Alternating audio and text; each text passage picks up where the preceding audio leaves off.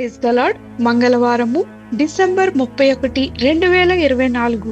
ఈ రోజు దేవుని వాక్యము, మంచి పోరాటము పోరాడి తిని, నా పరుగు కడముట్టించి తిని, విశ్వాసము కాపాడుకొంటిని.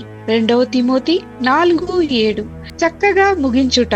103 సంవత్సరాల వయసులో మన్ కౌర్ అనే మహిళ 2019లో పోలాండ్లో జరిగిన ప్రపంచ మాస్టర్స్ అథ్లెటిక్స్ ఛాంపియన్షిప్ లో భారతదేశపు అతి వృద్ధ మహిళా అథ్లెట్ గా పోటీ పడింది.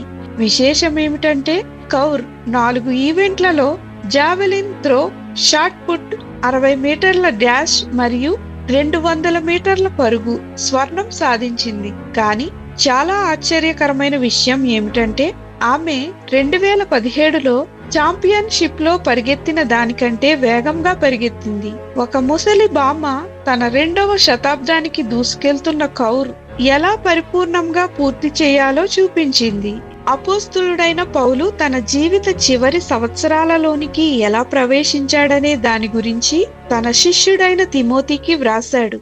నేను వెడలిపోవు కాలము సమీపమై ఉన్నది అని పౌలు వ్రాశాడు. తన జీవిత పయనాన్ని తలపోస్తూ అతను సంపూర్ణంగా పూర్తి చేశాడని విశ్వాసంతో నమ్మాడు.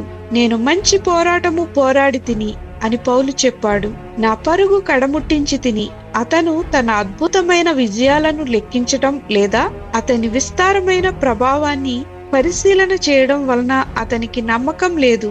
బదులుగా అతను విశ్వాసము కాపాడుకొంటిని అని అతనికి తెలుసు. అపోస్తులుడు యేసుకు నమ్మకంగా ఉన్నాడు. అతను తనను నాశనం నుండి రక్షించిన వ్యక్తిని బాధలలోనూ సంతోషాలలోనూ అనుసరించాడు. అంత మాత్రమే కాక యేసు అతని నమ్మకమైన జీవితానికి సంతోషకరమైన ముగింపు, నీతి కిరీటంతో సిద్ధంగా ఉన్నాడని అతనికి తెలుసు.